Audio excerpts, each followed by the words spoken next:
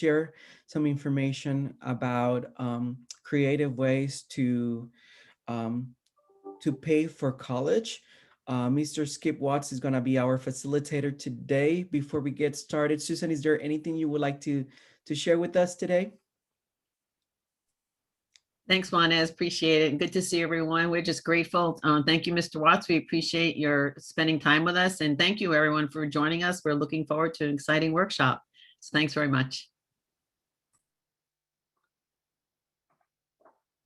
So, Mr. Watts, the floor is yours. Well, thank you so much, Juanes. Thank you, everybody, for being here today. Our focus today is creating and finding creative ways of securing funding for college. So I'm going to talk about this from a bunch of different angles. I'm going to talk about it from maybe like a pre-college angle, so a little bit on the access side. I'm going to talk a little bit about retention, and I'm just going to really try to focus on making sure that all the professionals on the call here today are aware of the many opportunities that are available for students across the state of North Carolina. So before we even get started, I think when we're working with students at the high school level, or maybe even in the middle school level, we need to really start focusing on course preparation. In my mindset, I think that students really need to start focusing more on the career and college promise classes and AP or AB classes. So if we're in a position to work with a student group, maybe in middle school or even in high school, I think first and foremost, we need to get them geared towards those credit earning courses, because a lot of students are actually advancing their college credits significantly in high school. And that's usually through the career and college promise course. As you guys know, the AP courses are valued similarly in the way they're counted, but oftentimes students don't receive the college credit because they didn't do well enough on the end of the year exam. So I'm really a big proponent right now of many students considering the CCP courses while they're in high school, just to start working towards reducing those college costs once they get to the four-year school that they hope to attend. That could also include the community college as well. So again, before we even get started talking about different funding opportunities, I think students need to think seriously about ways that they can start working towards college credit while they're in high school. So with that said, I'm going to go ahead and grab the screen, because what I really want to focus on is talking about different avenues that students and educators need to be aware of with regards to different college funding options. So I'm going to go ahead and grab the screen, and I am going to go ahead and share. Juanes, can you see my screen? Is loading, Skip. And before you do that, can you tell us a little bit about you and how you started this work and why this is so important for us to know today? Oh, thank you, Juanes. And I'm so excited that I just jumped right in. I'm Skip Watts. I'm a CFNC regional rep. I work in the western part of the state, specifically from roughly Watauga County down to Polk County. So I work with student groups and educators from Boone all the way down to Tryon. I've been working with CFNC for about 10 years now, a little over 10 years actually. And before I worked with CFNC, I was in the middle school area, both in Oregon and in North Carolina. I also worked with Gear Up some. So I've been in education for a while. I really love working with middle and high school populations. And one of my focuses and one of my passions is helping students find scholarships and grants. I am firmly of the opinion that college has gotten too expensive. I'm not going to dive into the politics as to why that is, but what I'm seeing is that some students are mitigating those cost increases by really being proactive and pursuing scholarship and grant possibilities. And I'm really firmly of the mindset that students need to start thinking about this early. The earlier we can start to think about scholarships, the earlier we can start to think about our intended major and what colleges offer those majors, the earlier we can start thinking about scholarship opportunities. And in my mind, I think that's one way that we can really level the playing field in America. The more students that we can get in college and get with some kind of credential, the better off we all are as a society. So thank you, Juanes, for reminding me to introduce myself. Now I'm going to move into some of the tools that I work with student groups on, and that starts with the FAFSA. I think all the educators in the virtual room today are familiar with the FAFSA, but unfortunately in North Carolina and across the nation, FAFSA numbers are down dramatically this year. And that's a real concern for me, because if students aren't completing the FAFSA, they're not made eligible potentially for the Pell Grant. And many students don't even consider attending a community college or four-year institution until they see what kind of Pell Grant eligibility they have. Now, just to backtrack a little bit, the FAFSA is the free application for federal student aid, and students need to complete the FAFSA in their senior year to be made potentially eligible for many state and federal grants. What we're seeing, though, is that because of this pandemic, a lot of students are putting off FAFSA completion, maybe because they're working second or third shift, or maybe their parents are unemployed and they're having to factor in and actually contribute to the household financially. There's a bunch of reasons why FAFSA numbers are down, but I just want to call attention to the fact that we as educators really need to be aware of the fact that students aren't completing this form this year, and we need to do whatever we can to get them on board and consider completing that FAFSA, because that might be their ticket into a 2 or 4 year institution. So with that said, I'm going to move past the FAFSA and I'm going to call on CFNC.org. This is my employer, and CFNC.org is a nonprofit college access resource. It's designed to help students in North Carolina plan, apply, and pay for college. Today, I'm going to focus primarily on the pay side of the website, but I do want to put out that we have a lot of resources that students may be able to take advantage of in the plan for your future side of the website as well. So quickly, I'm going to click on plan for your future, and I'm calling attention to this part of the website because I'm still seeing a lot of students who are pursuing a 4-year education without a clear career path. I am of the understanding that students should maybe consider where their strengths and weaknesses lie before they pick a major. So if you're in a position to work with students in an inclusive environment, you can always take them to the Plan Your Future side of CFNC. And if you scroll past this timeline, we have a bunch of career assessments and career-related information and plan for a career. It's over here on this left-hand card in the Plan Your Future side of CFNC. So quickly, I'm going to click Plan for a Career.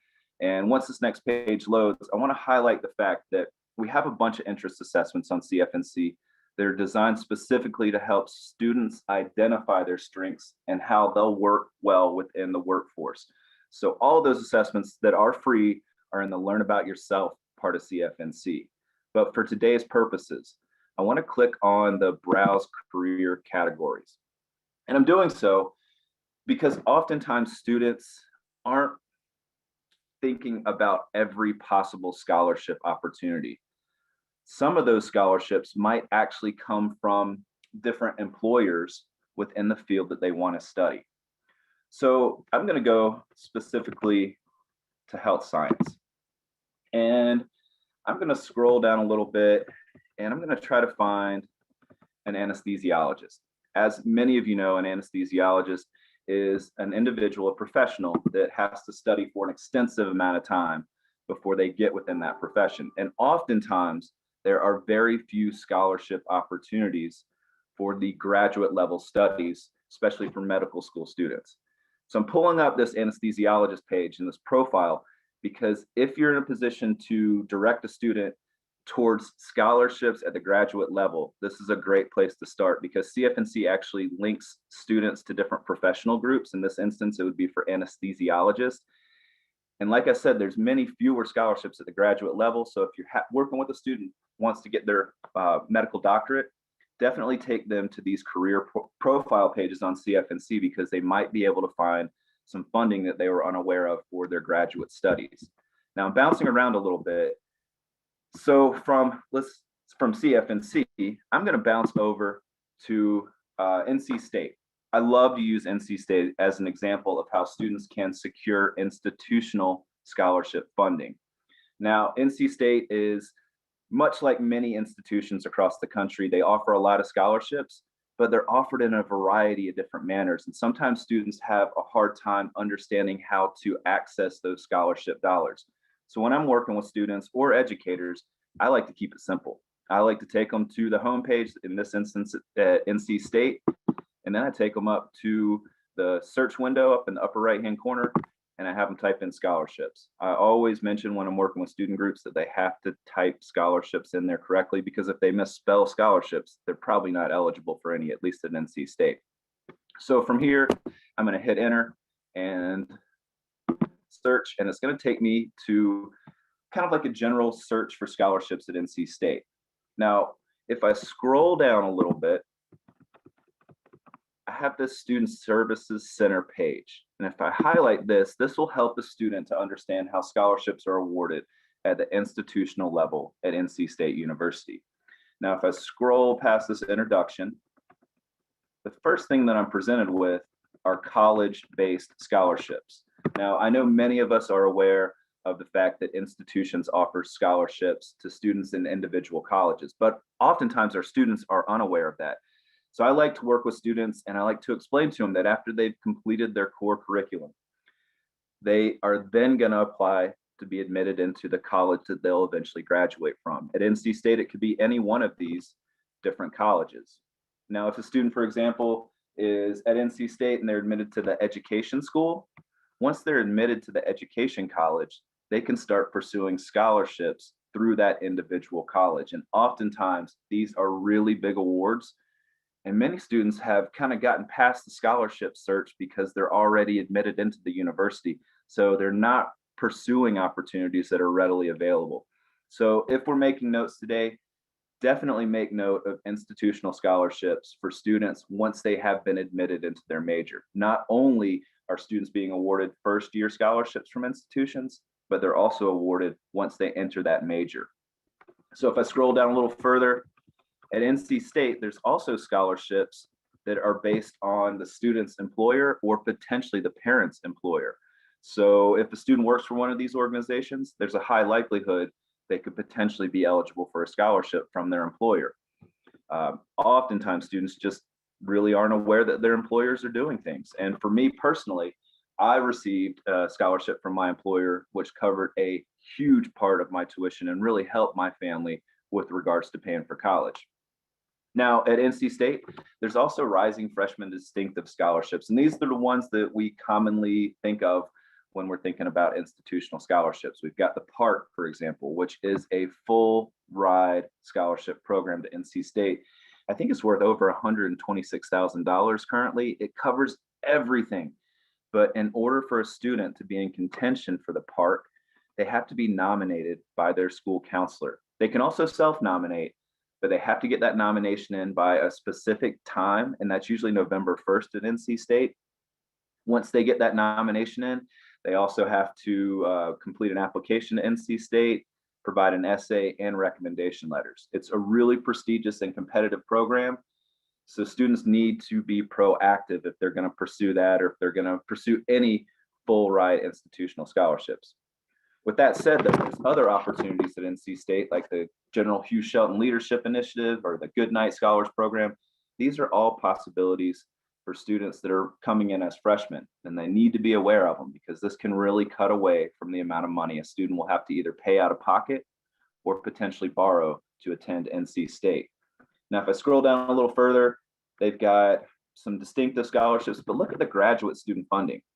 There's very few scholarships at NC State from the institution for graduate level studies. So just keep that in the back of your mind. Students that are going to go to graduate school really have to maximize undergraduate scholarship opportunities. Now, if I scroll down a little further, I've got just some miscellaneous funding opportunities. And one that I want to point out is the North Carolina VA scholarship and the federal VA benefits. I actually was going to pull this page up in a separate link, but since I'm here, I might as well mention that if you are in a position to work with students whose family members have been in the military, you definitely want to point out the VA as a possible resource, okay? If an individual has been in North Carolina for over a couple of years, then they definitely want to look into the NC VA scholarship as well. It's just very important that students take advantage of those VA dollars also. Now, I'm going to roll over to another resource that I like to call attention to, and I'm having trouble seeing all my different screens up because of the Zoom menu. So I'm just going to go ahead and type in Caldwell Community College Foundation Scholarship. Pulling this up because I work closely with Caldwell Community College and CVCC and many other community colleges in the western part of the state. And oftentimes students that are attending the community college aren't aware that there are a lot of scholarships available. And at Caldwell, there are a bunch of different foundation scholarships that kind of rotate throughout the school year. The deadlines range from August and September all the way to June and July. So I like to make sure students are aware of the opportunities that are available through the community college system as well, because I'm seeing an increasing number of students head to the community college first and work towards a transferable associate's degree that they then will transfer into a four-year school. Unfortunately, a lot of these scholarships, at least at Caldwell, are going unapplied for. So I really want students to be aware that these possibilities are out there. There are a plethora of different scholarships, and there's very few applicants. So students that are proactively minded, they could be in a really competitive position to receive some of the funding. And you can see here that the deadlines, some are still available. So students, even this late in the game, can still take advantage of some of these local scholarships at their local community college. Now, while I'm talking about local scholarships, I should also point out that there are a variety of different regional scholarship organizations in North Carolina, the first of which is going to be the North Carolina Community Foundation. Now, I'm calling attention to the North Carolina Community Foundation because this is a great nonprofit resource for students to be aware of that offers some scholarships that might not be available through other organizations. So right now, I'm on the North Carolina Community Foundation webpage. If I want to pursue scholarships, I can go up here to the Apply tab, drop down to scholarships, and then students are able to select scholarships by the county they live in. This is a really wonderful way of finding local scholarships that have relatively small applicant pools. So all a student needs to do is just go down, click on Learn How to Apply. And once they've done that, if they scroll down, there's going to be an opportunity for them to input the county that they live in. And from there, they can find scholarships strictly for students in that county. It's a pretty cool opportunity. It's a great tool. And sometimes it has some scholarships that aren't offered through CFNC.org. And so while I'm on that mindset, I'm going to roll back to CFNC.org, which is my employer.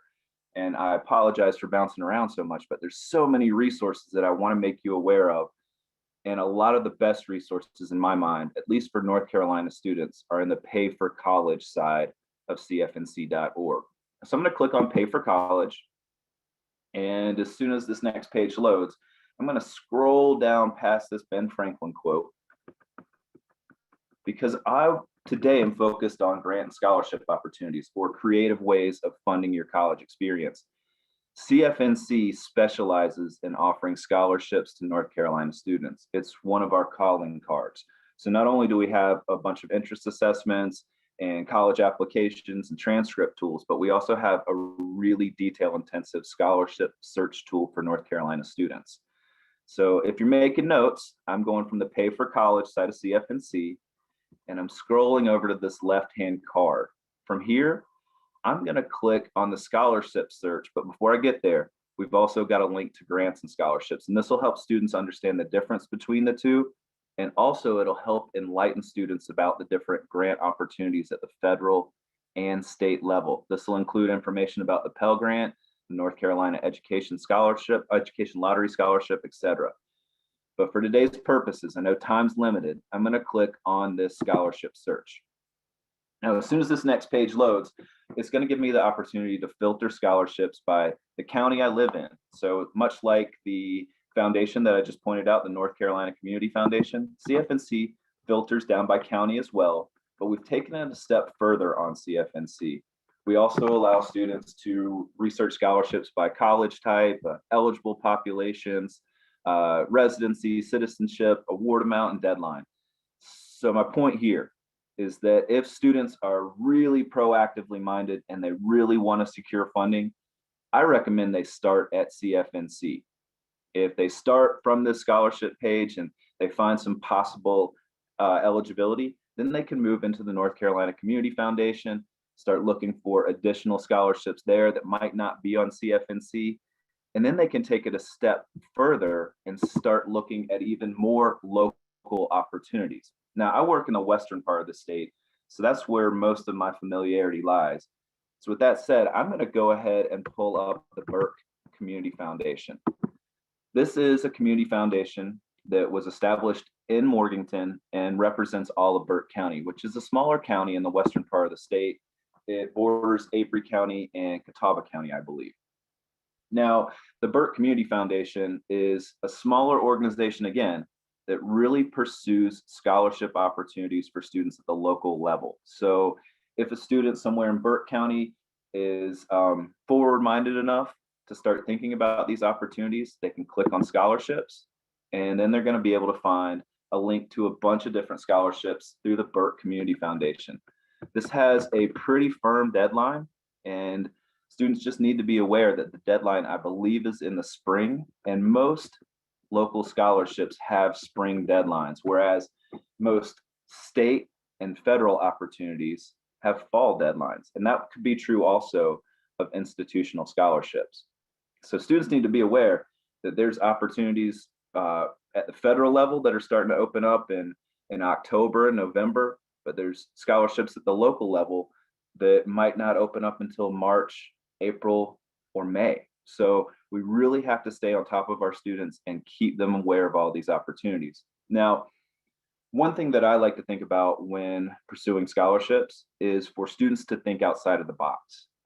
We talked a little bit about, the Pell Grant and scholarships through CFNC and institutional scholarships. And to some extent, students are aware of those opportunities, but oftentimes they're not aware of even smaller, more local opportunities like scholarships that come from their church. So if you have a student that's really active in their faith-based organization, I recommend they talk to their priest or their imam or their pastor about scholarships through that actual church, but also through a larger association. For example, if you're working with a student of that goes to a Catholic church, you might want to research the diocese that church is associated with, because there's scholarships not only at the congregational level, but also at the diocese level. That would be true for the Southern Baptist Association as well. So if you have a student that's Southern Baptist, they might be able to find a scholarship from their individual congregation, but also one from the National Southern Baptist Association. On top of that, students might want to talk to their employer, even if they're not on that college employer scholarship page. For example, if a student's working at Walmart or Burger King or Bojangles or McDonald's, oftentimes there's scholarships that are awarded through those organizations. And students just need to ask their manager or their supervisor about those. I guess what I'm driving at here is college is just too expensive to try to pay for out of pocket or to simply borrow. And we have a problem in this country with students over borrowing to pay for college, something I'm really concerned about. And I feel like it might be a bubble that burst and could really impair our economy at large in the future. So the earlier we can start to gear students towards the different scholarship possibilities that are out there, the more we can open their mind about what possibilities exist, the better they'll have after they graduate, because they won't have to pay back those student loans. Now, I'm going to stop my share real quickly and bring the conversation back over to Juanes and Juana. So we've talked a little bit about scholarship and grant opportunities, talked about the FAFSA, talked about CFNC, talked about local scholarships. What else would we like to talk about today? Juanes, we also talked about maybe some other tools and advice for students when they're in college. Yes, Kip. So I was reading some of the questions that were coming through the chat. And one question related to undocumented students. Okay. And I responded quickly on the filters on the chat, but I don't know if you had anything else that you wanted to talk for, maybe for undocumented students or minority students or students of color. Absolutely. Also, another question in the chat that related to your last point is how far in advance should students apply for scholarships? And also there was a second part question: should that begin before they're accepted into college or after they're accepted to college? So I think those are three great questions that we can tackle. Let me hit those in order of ask. So as far as DACA students go, there are scholarship possibilities for students based on their DACA status. So they'll definitely want to research what opportunities exist there, and they can simply do that by going to Google and typing in DACA plus scholarships. Students should also be aware of the employer sponsorship possibility in North Carolina. I think it's called the North Carolina, the North Carolina business sponsor exception. So a student with deferred action, if they're employed by an organization that's willing, that organization can actually sponsor the student at the community college level. In other words, if a student is working for an organization that's receptive, that student can have the organization pay their community college cost of attendance at an in-state rate, and then the student can pay back their employer. Thus, they avoid paying out-of-state fees. Again, that's called the North Carolina business sponsor exception. And I think it's an opportunity that's oftentimes overlooked. And sometimes even as education professionals, we're not aware that that's a possibility. So definitely write that down. That's a great opportunity for students that might not be eligible for some of the scholarships that I discussed because of their residency status. Now, as far as students of color and other minority students, I think students should use whatever makes them unique to pursue scholarships. So that could include your ethnicity, your gender, your race, your sexual preference. All of those things are possibilities for scholarships. So anything that makes a student unique is something that students should explore in terms of trying to find free money to pay for college. And now the last question, Juanes, how early or how soon can a student start looking for scholarships? Early, the earlier the better. There's scholarships in North Carolina like the Victor E. Bell Scholarship that actually opens up to middle schoolers. And if a student is nominated for the Victor E. Bell Scholarship and they're awarded that opportunity, each year they're in school and have a solid grade point average, an AB grade point average, they receive, I think, $5,000. And that goes all the way up to $20,000. And that's a middle school scholarship. There are a couple in North Carolina like that. So I recommend students start gearing their way towards free money as early as middle school. If they are not in a position to receive the Victor E. Bell, they can at least start to identify what kind of grades and extracurricular activities they're going to have in their background in order to be eligible for those scholarships.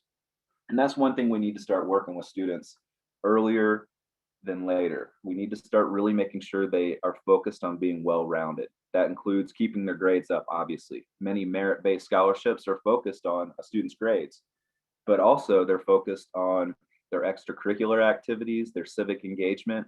So if we can really, really push students to get out and to be involved, that is a huge push towards them getting scholarships in the future.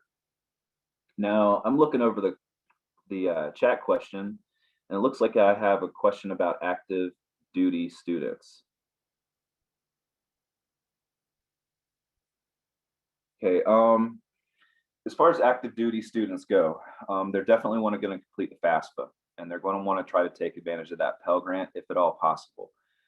One word of caution with regards to active duty students is they really need to avoid for-profit colleges. I don't want to generalize or overgeneralize here, but some active duty military individuals are falling victim to unaccredited virtual programs. So they might be stationed in a remote part of the world and working towards their bachelor's degree through a for-profit institution. I'm not going to mention any of those because they don't merit by doing so.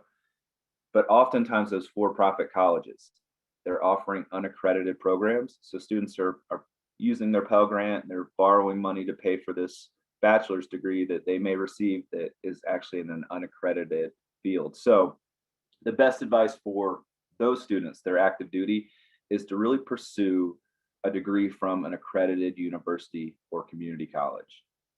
Pretty much every institution on CFNC is accredited. So if you want a list of institutions that are accredited in North Carolina, you can go to that college search, and every one of those organizations will have positive accreditation. Now, as far as resourcing scholarships for active duty students, first and foremost, they definitely want to take care and make sure they maximize their VA benefits once they have completed their stint in the military. As far as active duty scholarships go, I'm not really familiar with that many scholarships directed towards students that are currently active duty. I'd love some insight. So if anybody has some that they can add in the chat, I could learn some as well. And I also see some verbiage here that I'm unaware of. It says most branches are lowering TA monies available to active duty after fiscal year 2020. I'm not sure what TA stands for, but in my time in financial aid, I have seen tuition benefits. I have seen those monies vary dramatically. It really depends on military funding and other economic indicators. But yeah, I've seen a lot of peaks and troughs with regards to tuition assistance funding through the VA. Juanes, what other questions do we have? So we have received a question specifically about the forgivable education loans for service, which is another creative way to pay for college. Yeah, I forgot to mention that. The Forgivable Education Loan for Service is a North Carolina program. You can find the application on cfnc.org in the scholarships section. It's an opportunity for students that are studying in critical needs areas to receive funding from the state of North Carolina. I love the program. I think it's a really unique opportunity, but there is a caveat. Students who receive FELS funding or Forgivable Education Loan for Service funding must participate in that career field after they graduate. So let's assume I took 2 years of FELS funding to get my master's degree in school counseling. Okay, that would mean that I would have to work for 2 years in North Carolina as a school counselor in order to pay back the state of North Carolina. If I failed to do so, that scholarship would turn into a loan at 10% from the date of dispersal. So if a student is going to take the Forgivable Education Loan for Service, first and foremost, they have to be committed to that career field.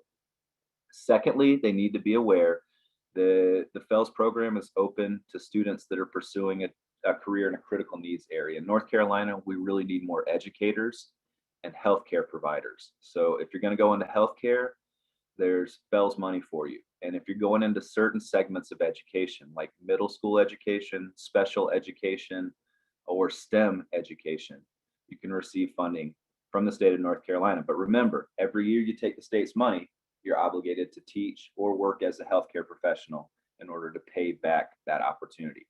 Again, that's FELS. You can find the FELS program at FELS/CFNC. Thank you, Juanes. I really appreciate you pointing that out. I can't believe I forgot it. That's one of my favorite programs.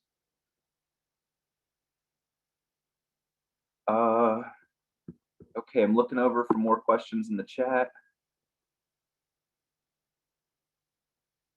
And keep those questions coming. I really appreciate it. It helps improve the conversation.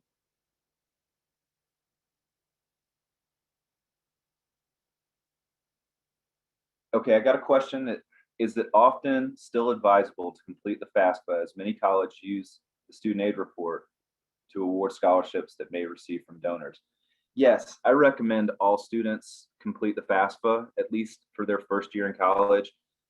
Most often, those institutional scholarships require a student complete the FAFSA and then submit their student aid report to the institution. So a lot of the time, a student's going to have to submit their FAFSA in order to be eligible for institutional scholarships. But that's not always true. Some schools don't require FAFSA completion for institutional scholarships. It just depends on the school. And I hate to sound, well, not direct, but it's true. It really depends. In financial aid, every school has the opportunity to administer their program as they choose. So you'll see a lot of variance from institution to institution. And that means that students are going to have to familiarize themselves with those colleges and how they operate in order to maximize funding opportunities. Now, I got a question down here. Will I be speaking about grants that instructors and teachers can apply to give scholarships to students or set up summer programs for students? I'm not familiar with grants that instructors can apply for, but I would recommend that instructors check out those community resources. I know that the Community Foundation of Western North Carolina which is similar to the Community Foundation of North Carolina, but it's just for the western part of the state, does offer grants for educational exercises and activities. Again, that's cfwnc.org. I think every different region within the state has one of those community programs. So that's the first point that I'd point you towards, or that's the first place I'd point you towards, are those community resources. There are also some scholarships for summer programs.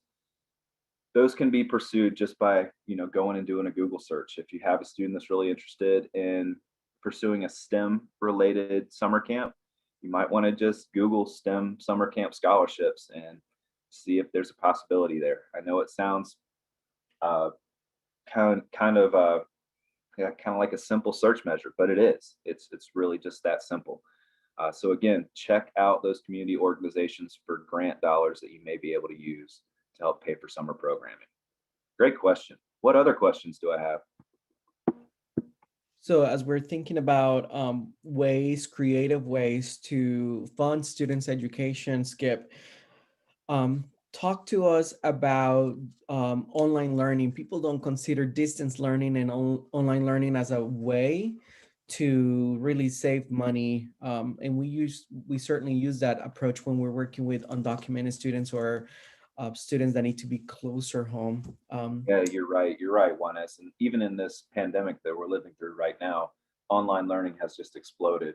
And it's a really great way of reducing college costs, because if you're living at home, you're not going to have to cover the residency cost, or excuse me, the dorm fees, or extra food fees, because you can actually live at home and save some money there, and maybe save some money on your food. You might have to pay a little bit more in travel expenses, but yeah, that's a really wonderful way of cutting down costs. And I'm seeing a lot more students choose to participate in virtual learning environments, not only because of the pandemic, but also because it's a great way of reducing costs. Sometimes those credit hours can be less at an institutional level than in-person credit hours. But again, it depends on the school. Many of the state institutions, I think, are sticking pretty firm and charging the same amount for in-person and virtual learners. But some smaller private institutions might be way more flexible. And I know the community college system is also. Yeah, and just remembering my time working for educational outreach, we would have so I'll give you an example. Appalachian State, they have the Office of Online Learning, and they charge for students through those programs. So those are unique programs through the Office of Online and Distance Learning. So it's not the same as being on main campus and taking online classes. So I want to make sure the difference. These are actually degree completion programs that students do entirely online. They have to be usually transfer students, so they have to come in with transfer credit, but they become a great pathway for them to be able to finish a degree. So then the other one, Skip, which leads naturally, is those articulation agreements that are in place with, the RN to BSN or the Uniform Articulation Agreement. Tell us just a little bit about those agreements. Yeah, great. As I mentioned earlier, a lot more students are choosing to start their four-year education at the community college for obvious reasons. The community college is dramatically cheaper. It might be closer to home. With that in mind, there is a comprehensive articulation agreement between all the public institutions in North Carolina. So if a student starts their transferable associate's degree at a local community college and they make A's and B's and C's, they're guaranteed transfer admission into one of the 16 public institutions. There's also a private articulation agreement. I think it's called the ICAA, and that is an articulation agreement between many private schools like Lees-McRae and the community college. It's a wonderful way for students to, again, save some money because the community college credit hours are dynamically cheaper. They can get that transferable associates and immediately enter their major at the four-year institution. I think it's a great way of cutting costs. I'm a huge proponent of it. The main thing that we have to remember is students have to keep their grade point average A, B, or C or better to be able to transfer in to the four-year institution they hope to attend.